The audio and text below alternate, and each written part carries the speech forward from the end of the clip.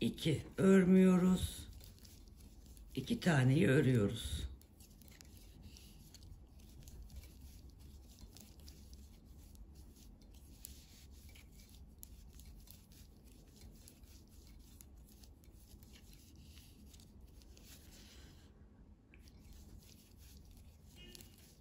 İki ör, 2 örme.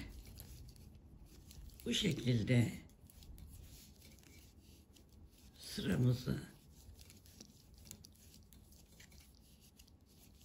tamamlıyoruz.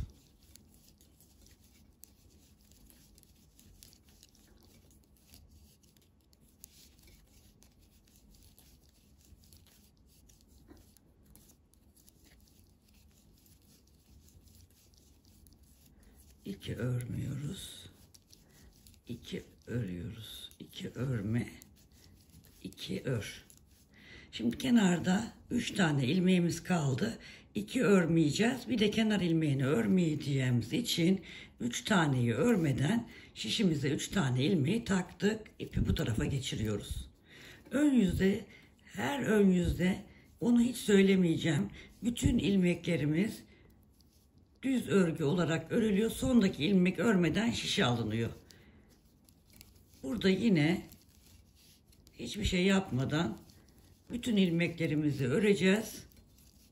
Sıra sonundaki tek ilmeği örmeden, kenar ilmeğini örmeyeceğiz, yani arkaya geçeceğiz.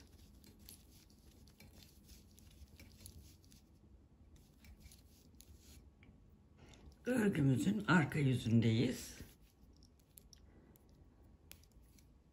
Bir ilmek ters olarak örüyorum. Yine aynı şekilde 2 ilmeği örmüyorum. 2 ilmeği örüyorum. 2 ilmeği örmüyorum. 2 ilmeği örüyorum. İpi kendimden tarafa alıyorum. 2 ilmeği örmüyorum. İpi öne atıp 2 ilmeği örüyorum.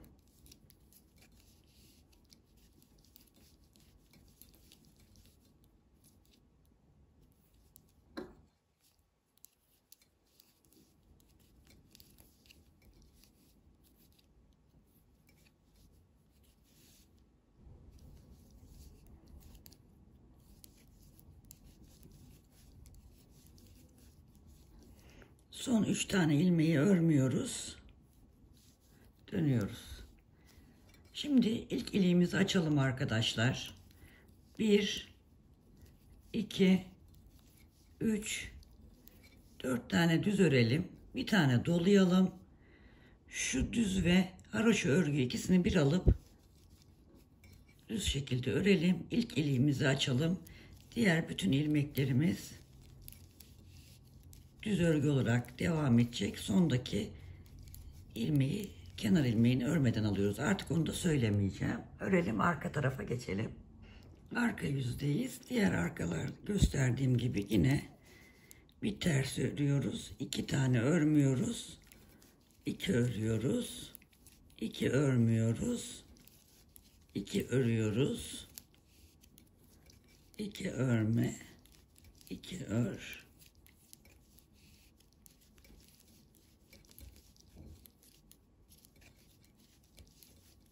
Sırayı bu şekilde tamamlayalım. Şimdi örgümüzün ön yüzündeyiz. Artık roba artırmalarına başlayacağız. İlmekleri şu şekilde ayıracağız arkadaşlar. 15 tane öne, 2 tane roba için, 10 tane kola, arada 2 ilmek roba artırmaları için, 26 tane arkaya, yine 2 ilmek roba artırmaları için, 10 tane diğer kola, 2 ilmek roba artırmaları için, 15'te diğer öne ayırdık. Şimdi roba artırmalarına başlayacağız.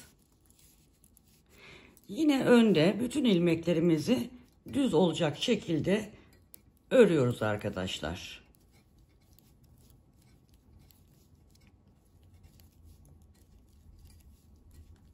Burada ilk iliğimizi açtık. 1, 2, 3 tane şurada haroşayı gördükten sonra ilk iliğimizi açtık. Bundan sonraki haroşa ilik aralarımızı şurada gördüğümüz haroşaları sayacağız. 13 diş haroşa sırasıyla iliklerimizi açacağız arkadaşlar. Onu unutmayalım.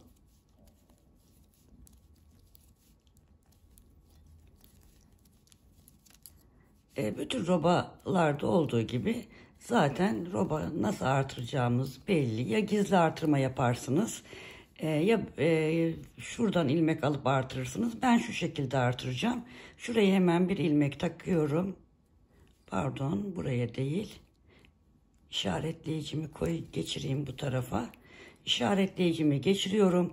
Bu iki ilmeğin her iki tarafından birer tane artırma yapacağız arkadaşlar. Diğer ilmeklerimiz düz olarak devam edecek.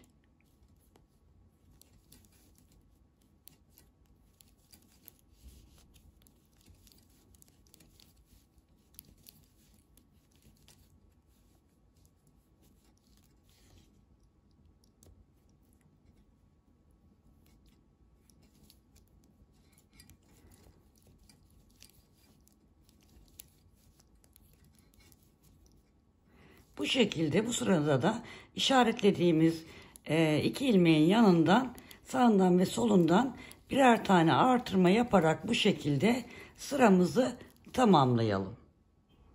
Şimdi sıramızı tamamladık. Artırmalarımızı yaptık. Burada yine ilk ilmeğimizi ters olarak örüyoruz.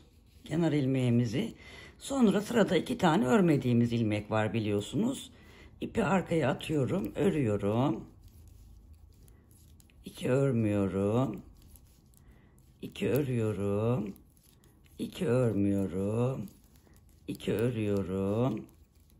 2 örmüyorum. Öne atıyorum. Bakın bu artırdığımız ilmek, devam etseydik öreceğimiz ilmek olacağı için örüyoruz. Bu aradakiler haroşa olarak devam edecek. Önde ve arkada. Şimdi ipimi bakalım şimdi neye denk gelmiş, ona çok dikkat edeceksiniz. Şimdi burada iki tane örmediğimiz ilmek vardı. Bu da örülecek ilmek. Örüyoruz. Sonra yanındaki iki ilmeği örmeden devam ediyoruz. Yani örneğimizin gelişine göre hareket edeceğiz o artırdığımız ilmekleri. Bakın şimdi ördük, iki tane örmedik. Şimdi bunu artırdığımız ilmek öreceğiz. Zaten her iki taraftaki aynı olacağı için karıştırmazsınız. Bu öreceğimiz ilmek olduğu için bu da öreceğimiz ilmek olacak. Yanındaki örmeyeceğiz. Örneğe göre hareket edeceksiniz arkadaşlar. Belki buradan size anlatması zor olabilir ama örerken anlayacaksınız ne demek istediğimi. İki örüp iki örmüyoruz ya. O artırdığımız ilmekler ördüğümüze denk gelirse öreceğiz. Örmediğimize denk gelirse örmeyeceğiz.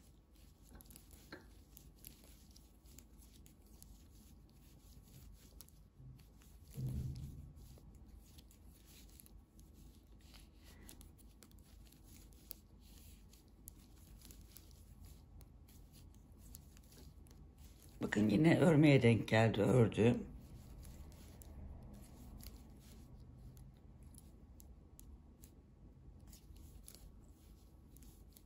Yanındakiler örülmeyecek. Zaten örnekten de anlarsınız örülecek mi örülmeyecek mi diye. Ona dikkat edeceğiz. Artırmaların yaptığımız ilmekleri nasıl öreceğimize dikkat etmemiz gerekiyor. Önde düz şekilde örelim. Tekrar arkada devam edelim. Önde artırmaları yapmayı unutmayın. Her iki kenar ilmek, her iki artırma ilmeğinin yanındakileri artıracağız arkadaşlar. Yine öndeyim, göstereceğim. Göstermeden atlamayayım şimdi. Yeni başladığımız için karıştırmayalım. Düz örgü olarak örmeye devam ediyorum artırma yerine kadar.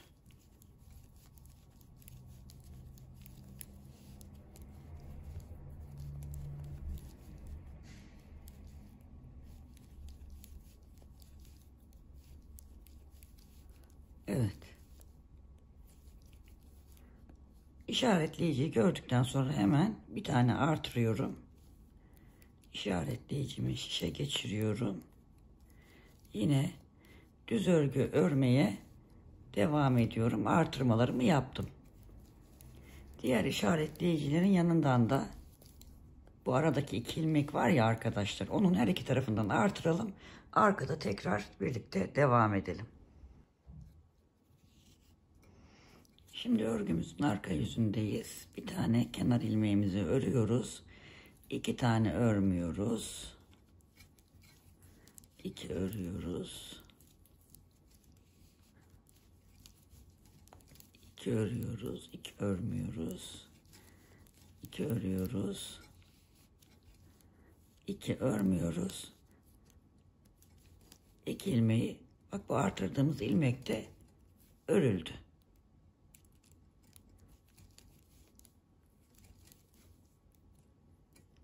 Bu da örülecek. Çünkü burada örüldü, burada da örülecek. 2 tane ördük. 2 örmedik.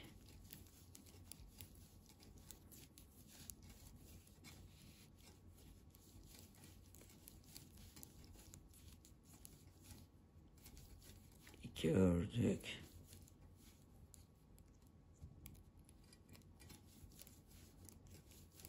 Bu şekilde sıramızı tamamlayalım. Önü de düz örelim. Artırmaları yaparak arkada tekrar birlikte devam edelim. Evet, önde artırmalarımızı yaptık. Şimdi arka yüzdeyiz. Yine kenar ilmeğimizi örüyoruz. 2 örmeden başlıyoruz. 2 örüyoruz. 2 örmüyoruz. Artırdığımız ilmeğe doğru gidiyoruz. 2 ördüm. 2 örmedim. 2 tane ördüm. Bakın burada şimdi bunu örmemem gerekiyor. İpi öne atmam gerekiyor. Ama bu artırma yaptığım ilmek olduğu için bunu ilk artırdığım sırada mutlaka öreceğiz. Buradaki püf noktası bu arkadaşlar. Bunu mutlaka ve mutlaka örün. Aslında örmeden atmamız gereken geçmemiz gereken bir ilmek ama ilk artırdığımız yer olduğu için onu örüyoruz. Onun için bunu size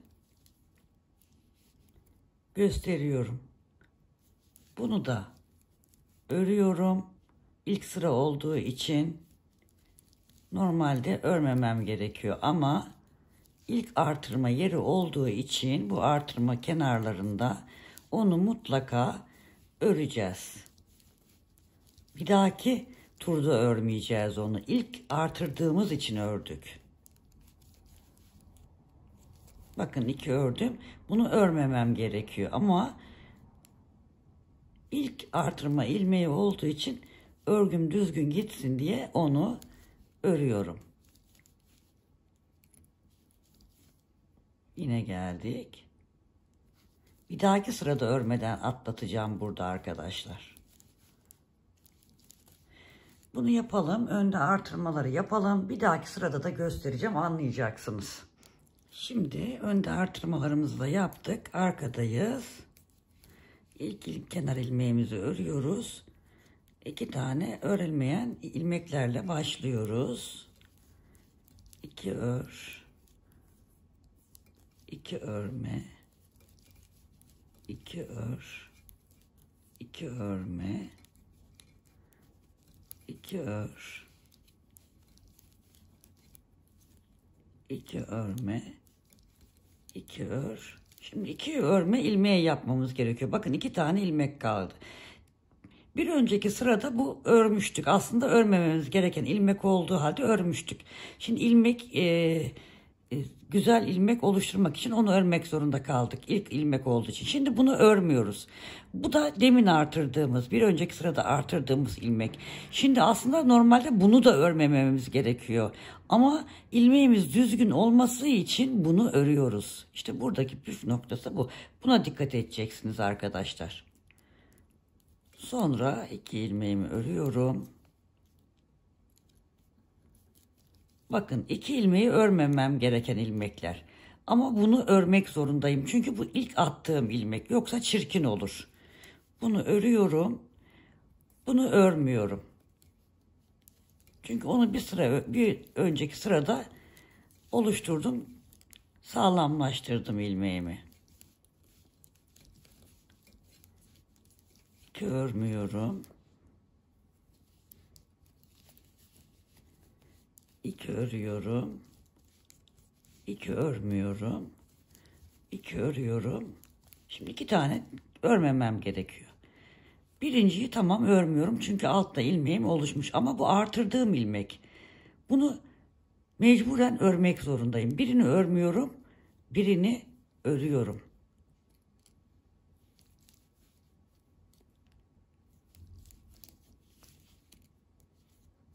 Burada da aynı şekilde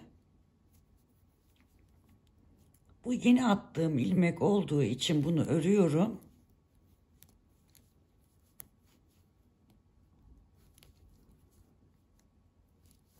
Bunu örmüyorum. İlmeklerim geldiği gibi bütün. Yani artırdığımız ilmekleri arkada örüp örmeyeceğimiz ilmeklere göre belirleyeceğiz.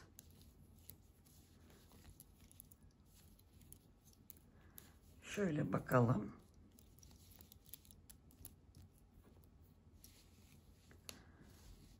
Bakın şuradan artmaya başladı. Birkaç sıra sonra daha güzel olacak. Şimdi arkadaşlar bu şekilde artırmalarımızı önde artırıp arkada da örneklerimizi geldiği şekilde örerek örülecek örülmeyecek ilmekleri dikkat ederek arkada artırmalarımıza devam edeceğiz. Burada ilmek öncesinde yani şu işaretleyici öncesinde 35 tane ilmeğimiz olana kadar artırmalarımıza devam edelim arkadaşlar. Evet arkadaşlar artırmalarımızı yaptık. Buradan sayarsak burada 36 tane ilmeğimiz oldu. Şimdi şu ayraçlarımızı arkadaşlar 2 tane ortada haroşamız ilerliyordu biliyorsunuz. O 2 haroşanın arasına takalım. Yani bir tanesini öne verelim. Bir tanesini kola verelim. Şu fazladan olanı çıkartalım. Burada da aynısını yapalım. Bu 2 tane haroşa vardı. Ortada ilerleyen biliyorsunuz. Ayracımızı çıkartalım. İkisinin ortasına takalım. Diğer ayracı çıkartabiliriz. Burada da aynısını yapalım. Şimdi kolları ayıracağız artık. O yüzden haroşaların biri öne, biri kola, biri arkaya olacak şekilde paylaşımımızı yapacağız. Şimdi şişimizde arkadaşlar burada 37 ilmek var. Kollarda 54 ilmek, arkada 70 ilmek olmak üzere diğer kolda da 54, diğer önde de 37 ilmeğimiz var şu anda. Şimdi kolları yapacağız. Ön yüzdeyiz yine. Örmeye devam ediyoruz. Biliyorsunuz ön yüzde düz örgü olarak örüyoruz.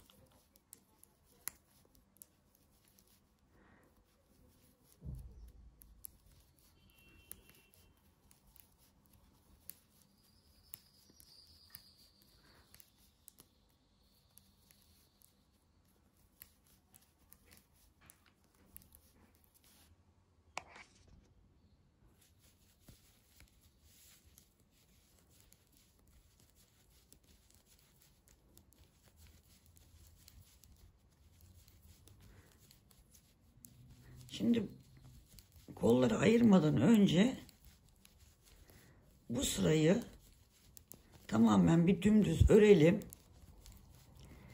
Arkayı da modelimizi uygulayarak örelim. Sonrasında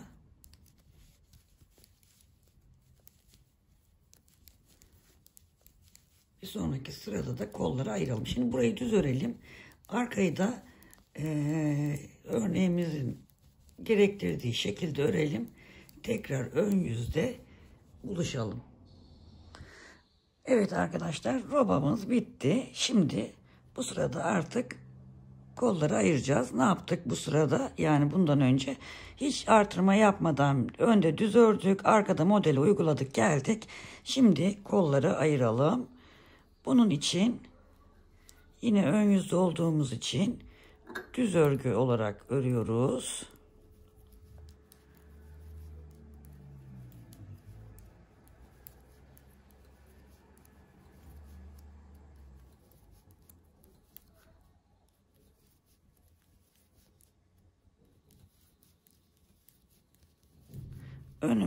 Ön ilmeklerimiz düz örgü olarak örüyorum.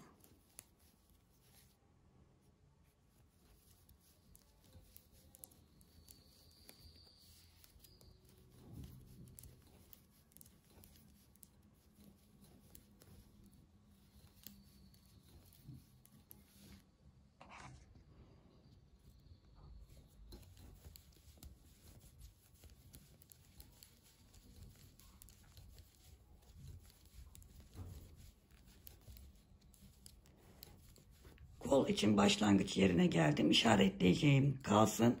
Dönüşte oraya kadar örgümü öreceğim için karışmasın diye yine kolu düz örgü olarak örmeye devam ediyorum. Ta ki bu işaretleyeceği kadar örelim arkadaşlar, dümdüz.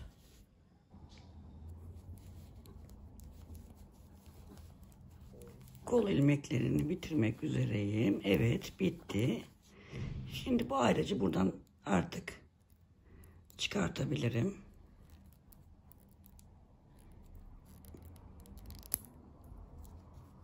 Dönüyorum arkadaşlar. Yine kol ilmeklerini ters örgü olarak örüyorum. Önde düz oluşturmak için burayı modeli uygulamadan sadece ters örgüyle örüyorum.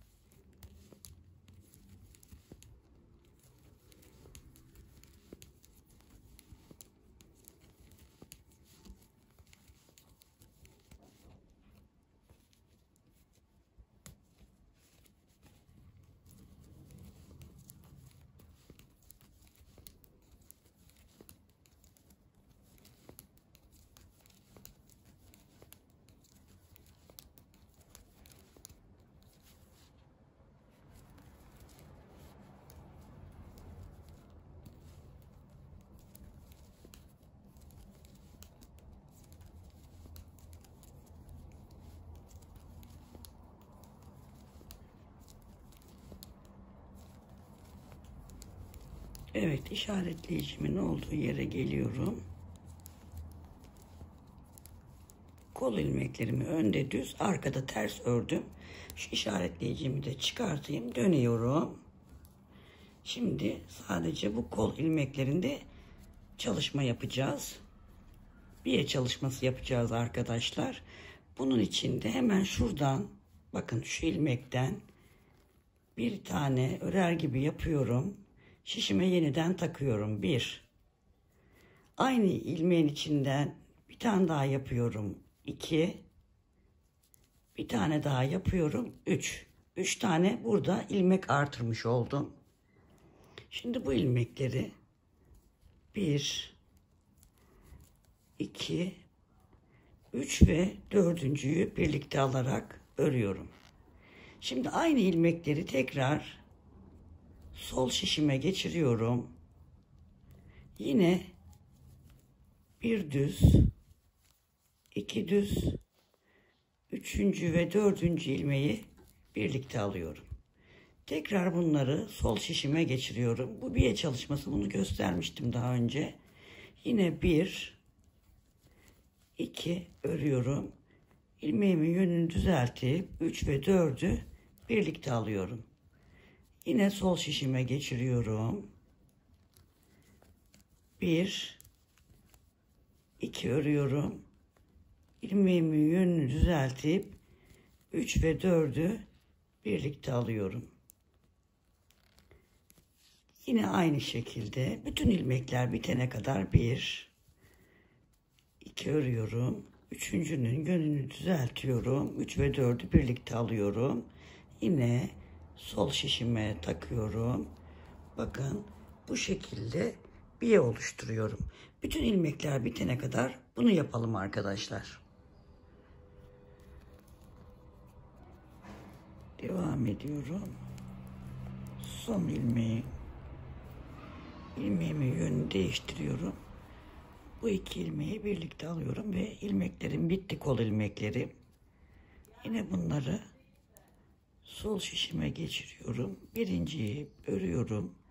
Şu ikisini şu şekilde bir alıp örüyorum. Bunu da üstünden geçiriyorum arkadaşlar. Şöyle çekiyorum. Bakın kol biyemiz tamamlandı. Şimdi tığla birleştirme yapacağız arkadaşlar. Örgümüzün arka yüzünde bakın hemen şöyle şu şekilde tersini çevirdim. Şurada bir biye başlangıç yerimden hemen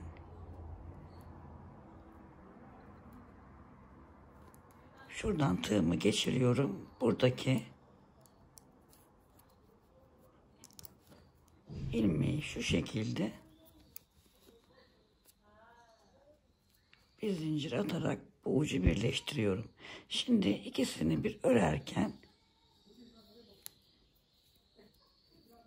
birleştirme yapacağım. Şu şekilde arkadaşlar tutuyorum. Tığla dikiş yapmış oluyorum yani. Şu şekilde.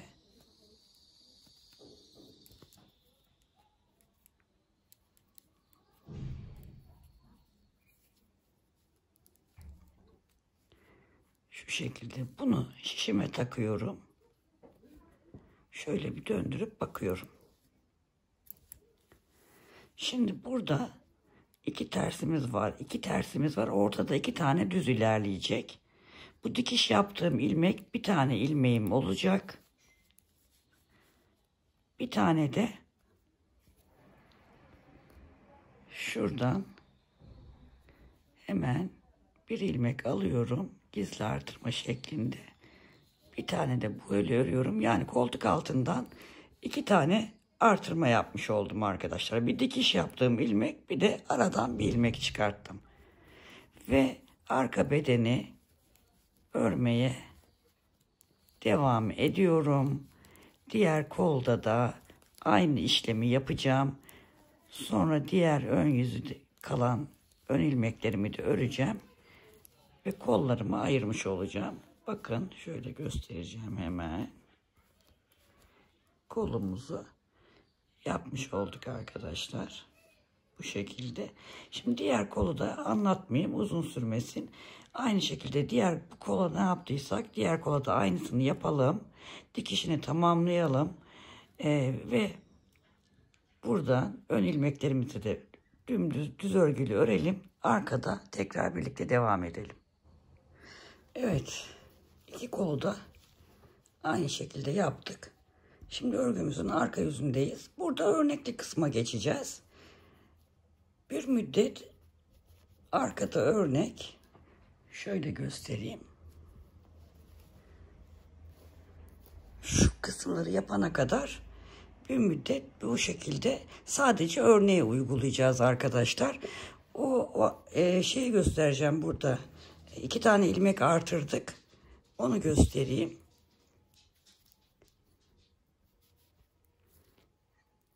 İki örmüyoruz, iki örüyoruz. Aynı örneğimizi yapmaya devam ediyoruz.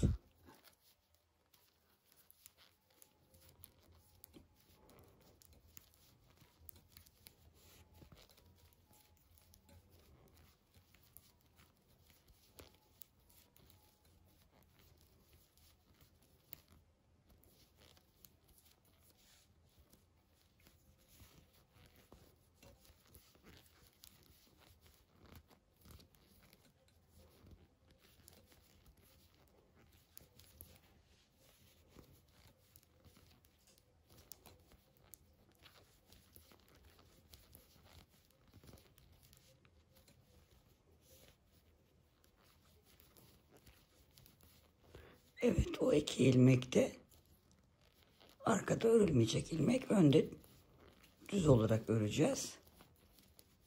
Denk geldi gördüğünüz gibi. Diğer koltuk altında da aynı. İlmeklerimiz zaten denk geliyor. Modelimizi uygulamaya devam edelim. İlikleri açmayı unutmayalım. Bu şekilde sevgili arkadaşlar.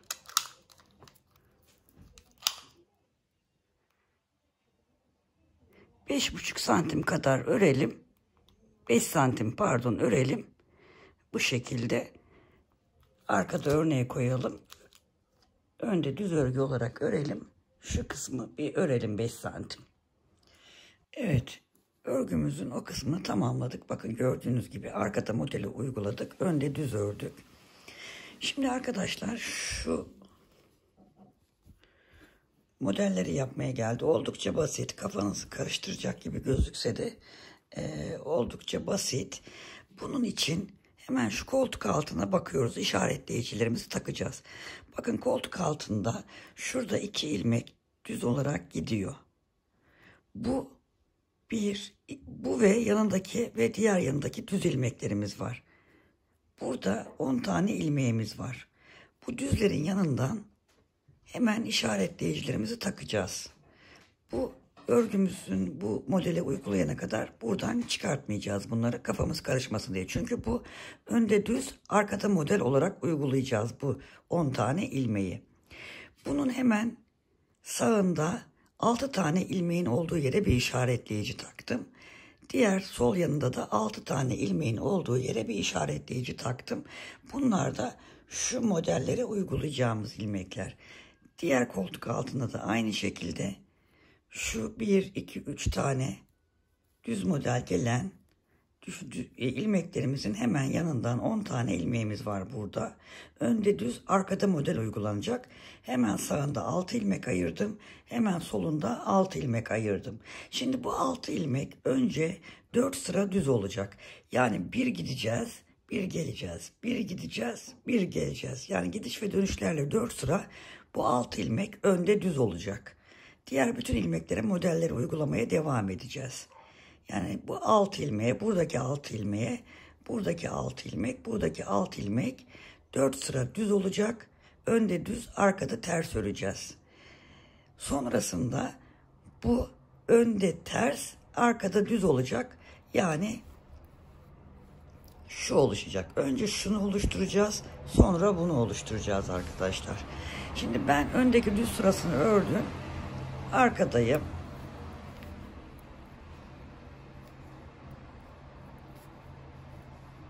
Oldukça basit aslında. Kafa karıştıracak gibi gözükse de.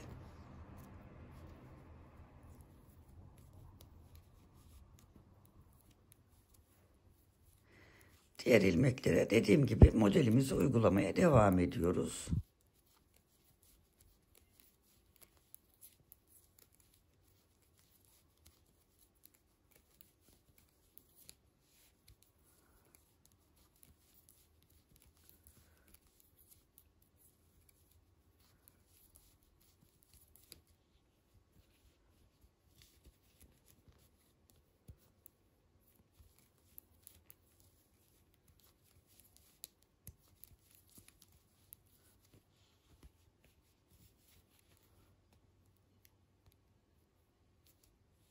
Bu örmeyeceğiz. Şimdi bu 6 ilmeğe geldik.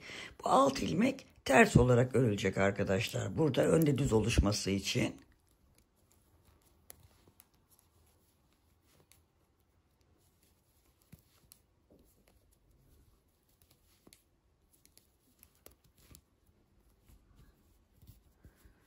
Şimdi ortadaki 10 tane ilmeğe geldik. Buna modelimizi uygulamaya devam ediyoruz. Bakın ilk önce örülmeyen ilmeklerimiz geldi. Sonra örülen.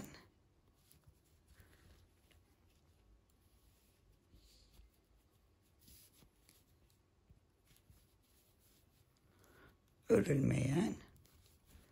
Örülen ilmeklerim. Örülmeyen ilmeklerim. İşaretleyicimi geçiriyorum. Bakın bu 6 ilmeğe geldim. Bu 6 ilmek ters olacak.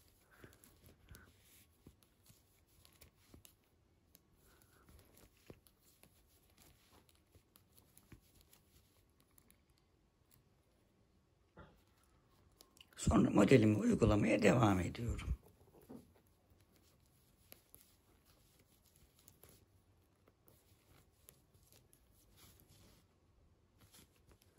Bakın burada o 6 ilmeğin olduğu yer 2 diş ters örgü oldu. Bu 4 tane olacak. Yani bir daha gideceğiz, geleceğiz. Bu 4 olacak. Sonra bu ilmekleri önde ters, arkada düz öreceğiz. O şekilde örmeye devam edeceğiz.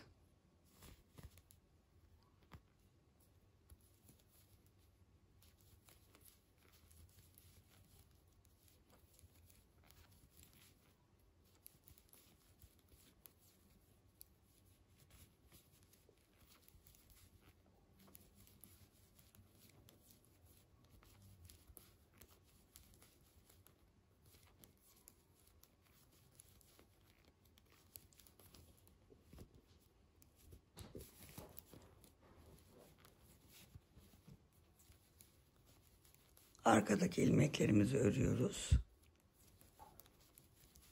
Şu anda.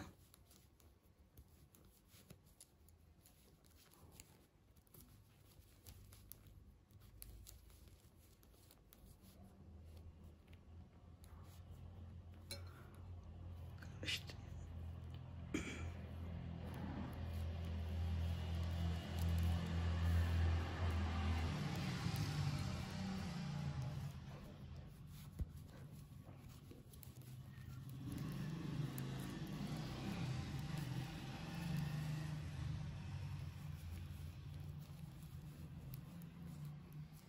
Bakın yine o 6 ilmeğe denk geldik.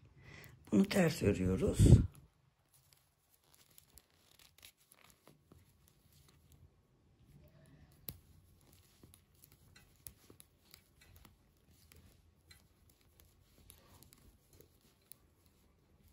On tane ilmeğimize denk geldik. Şimdi bu 10 tane ilmek hiç değişmeyecek.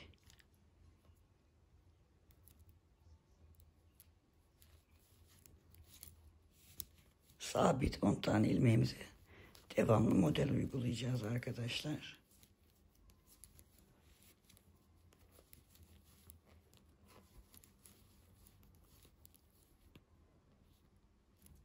Evet, diğer 6 ilmeğe geldik. Ters olarak örüyoruz.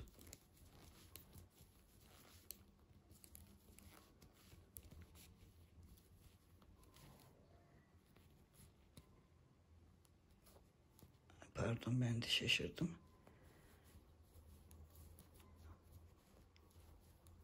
Ters olarak örüyoruz. Sonra modeli uygulamaya devam ediyoruz.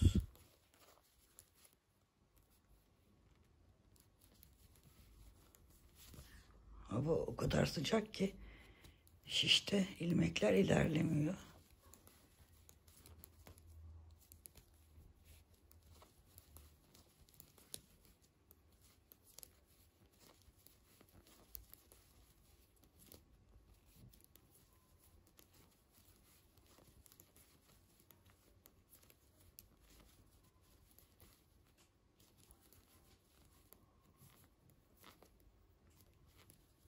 Evet, 2 sırayı yapmış olduk. Yani bir gittik bir geldik. Şimdi aynı şekilde zaten önde hep düz örülüyor. Bir daha bir gideceğiz. Arkada bu 6 ilmeğimiz yine ters olarak örülecek. Sonrasında bu şurada 2 tane tersimiz var. Bu 4 tane olunca, yani 4 sıra gidip geldikten sonra bu 6 ilmeğimiz önde ters, arkada düz olarak öreceğiz. Sonra diğer artırmaya geçeceğiz. Onu da göstereceğim. Şimdi bunu bir sıra daha gidelim, bir sıra daha gelelim, düze tamamlayalım. Sonrasında bu 6 tane ilmekleri önde ters, arkada düz olarak örelim. Sonra tekrar anlatacağım. Evet arkadaşlar, bakın 6 ilmeği 4 sıra düz, 4 sıra ters olarak tamamladık. Şimdi burada artık ilmekleri artırarak yapacağız. Nasıl yapacağız? Her bu işlemden sonra şu ayracımızı çıkartacağız. 2-4 ilmek ekleyeceğiz. Burada da bu 10 tane ilmek sabit ortada. Burada da 6 ilmeğe 4 ilmek daha ekleyeceğiz.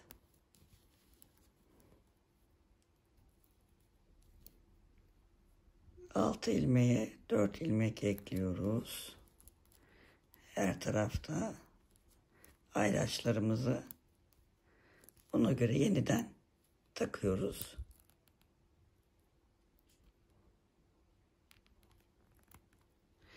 Şimdi bu 2, 4, 6, 8, 10 ilmeğimiz oldu.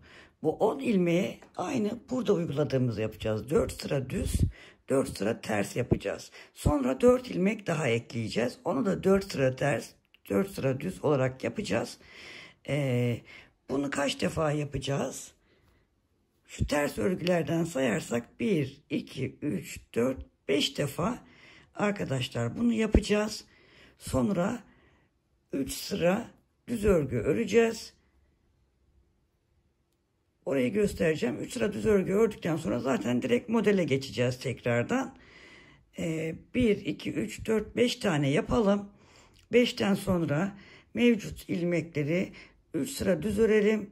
Arkada bütün ilmekleri örneğimizi kuralım. Örelim. Şurayı tekrar gösteririm size. Model aynı model. Şu bitişi gösteririm tekrar size arkadaşlar. Evet arkadaşlar, gördüğünüz gibi tamamladık. 1, 2, 3, 4, 5 tane önde ters oluşturduk.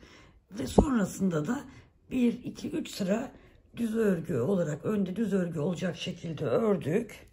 Şöyle bakarsak arkada zaten 1, 2, 3 sıra tersi gördükten sonra artık model sadece şurada gördüğümüz bu modelimizi uygulayacağız. Şöyle göstereyim. Bakın burada bu en son yaptığımız, sonra 1, 2, 3, 4, 5, 6 ya da 7 sıra bu modeli uygulayalım. Önde düz, arkada modeli uygulayalım. Sonra 5 sıra düz ördükten sonra önde bütün ilmeklerimizi ön tarafta keselim. O böyle kendi kendine kıvrılacak. Sonra birlikte yakayı yapacağız arkadaşlar. Yakada bu şekilde de çalışabiliriz. Şu şekilde de, ama bu basit. Şunu çalışalım. Diğer yakayı çalışalım. Şimdi bu dediğim kısmı örelim. Şu alt kısmını örelim arkadaşlar. Düğmelerini de dikelim olmazsa. Sonra yakayı birlikte çalışalım. Evet arkadaşlar, gördüğünüz gibi yeleğimizin düğmelerini de diktik. Yelek bitti. Bir tek arkayı da göstereyim. Bir tek yakası kaldı arkadaşlar. Bunun için de şu düğmelerimizi bir açalım.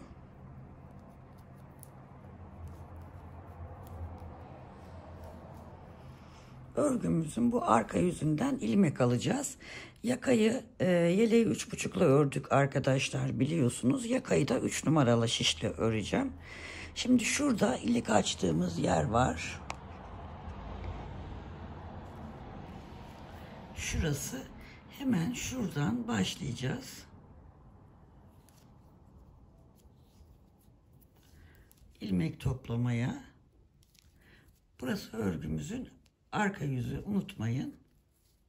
Yaka kıvrılacağı için bu şekilde düz yönü öne gelmiş olacak.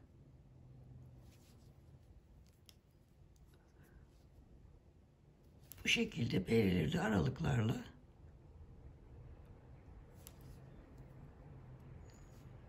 ilmek alacağız. Belirli bir sayı yok arkadaşlar.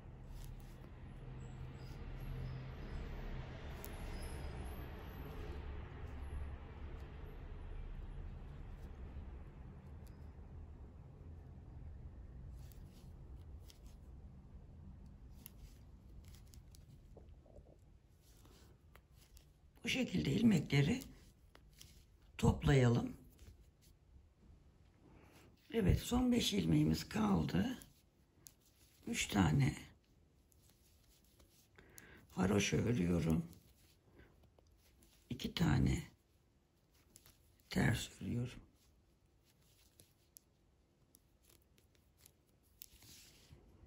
Dönüyorum.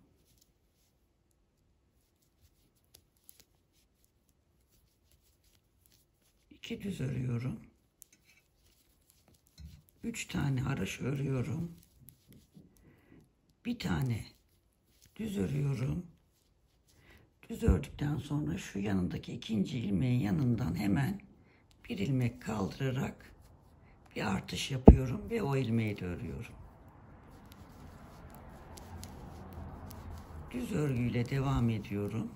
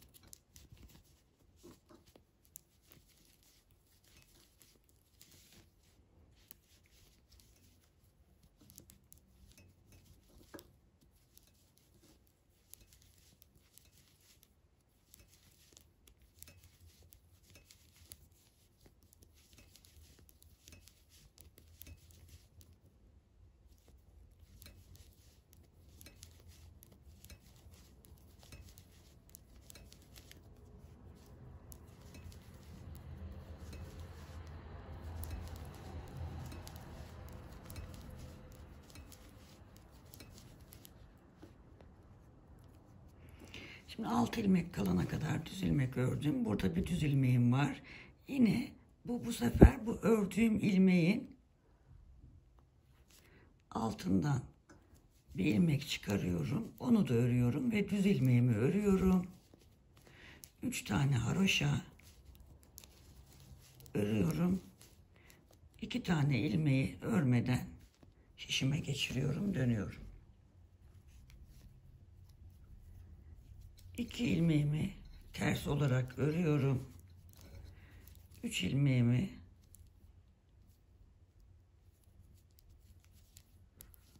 haroşa olarak örüyorum.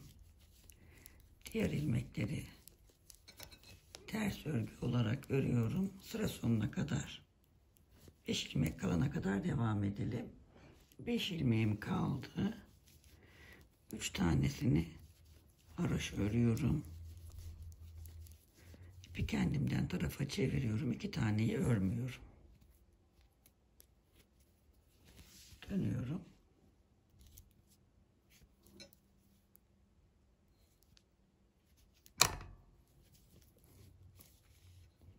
İki tane düz örüyorum. 3 tane haroşa örüyorum. Bir tane düz örgümü örüyorum. Bir tane şu alttan çıkartıp bir düz örüyorum. Bir de aynı ilmeği örüyorum arkadaşlar. Artırma yapmış oldum, yani ikinci artırmayı yapmış olduk.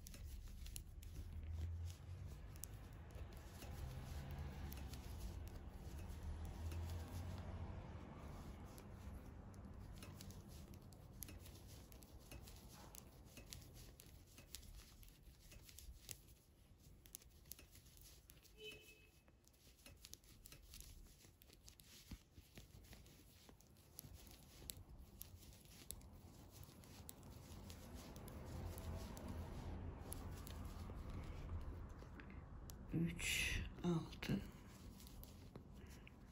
6 ilmeği görünce hemen şu alttan yine bir ilmek kaldırıyorum.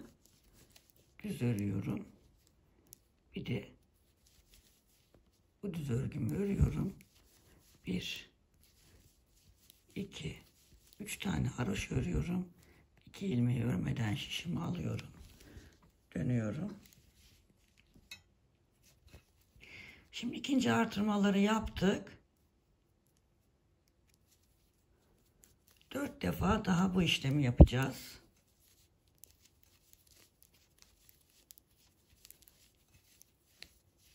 Dört defa bu şekilde yapalım arkadaşlar. Sonra anlatmaya devam edeceğim. 4 tane artırmayı yaptık. Yine ön yüzdeyiz. Örgümüzün ön yüzündeyiz. Yakamızın. 2 tane düzümüzü ördük. 3 tane haroşamızı ördük. Bir tane düzümüzü ördük. Ve şuradan bir ilmek kaldırıyoruz. Yine 5. artışı yapıyoruz. Sonrasında 1, 2, 3, 4, 5, 6, 7 tane örelim. Bir tane daha kaldıralım. 1, 2, 3, 4, 5, 6, 7 tane örelim. Hemen şuradan bir tane daha kaldıralım. Artıralım yani. 1, 2, 3, 4, 5, 6 ve 7 tane örelim.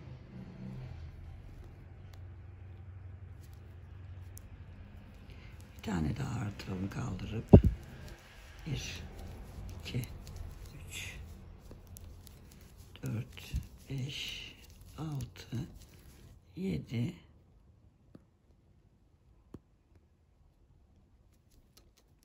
Bir tane daha.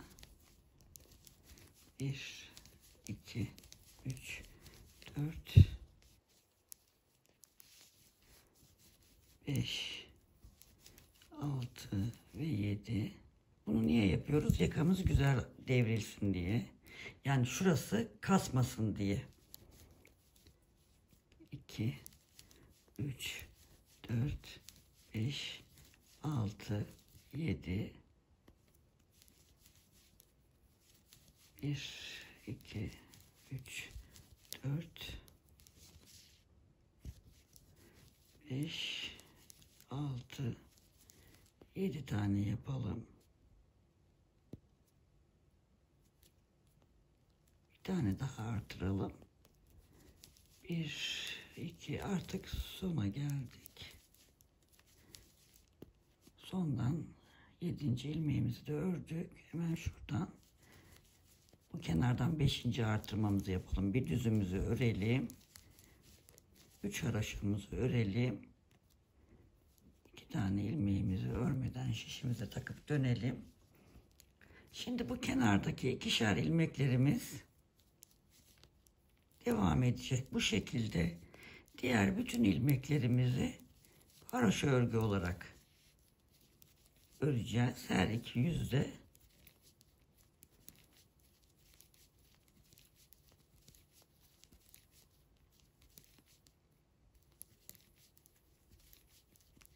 haroşa örgü öreceğiz. Şu şekilde. 3 diş haroşa sırası ördükten sonra önde keselim arkadaşlar. Ve yeleğimizi tamamlayalım. Bunda da ilmekleri şişe taktıktan sonra 5 sıra düz örgü örelim. Keselim. O kendiliğinden kıvrılıyor zaten. Bunu yapmak isteyenler de o şekilde yapacaklar. Evet arkadaşlar, yeleklerim gördüğünüz gibi bu mavi yeleği ördük. Bitti. Yakayı da yaptık. Yaka da oldukça güzel bir yaka oldu. Yapacak arkadaşlara kolay gelsin diyorum. Lütfen kanalıma abone olmayı unutmayın arkadaşlar. Abone olduktan sonra yanındaki zil butonuna basarsanız bundan sonraki videolarımdan haberdar olursunuz. Yapacak arkadaşlarıma da kolay gelsin diyorum. Şöyle yeleklerimi yan yana koyalım. Şöyle gördüğünüz gibi çok hoş yelekler. Tekrar dediğim gibi bir sonraki videoda görüşmek üzere. Sevgiyle kalın. Hoşça kalın arkadaşlar.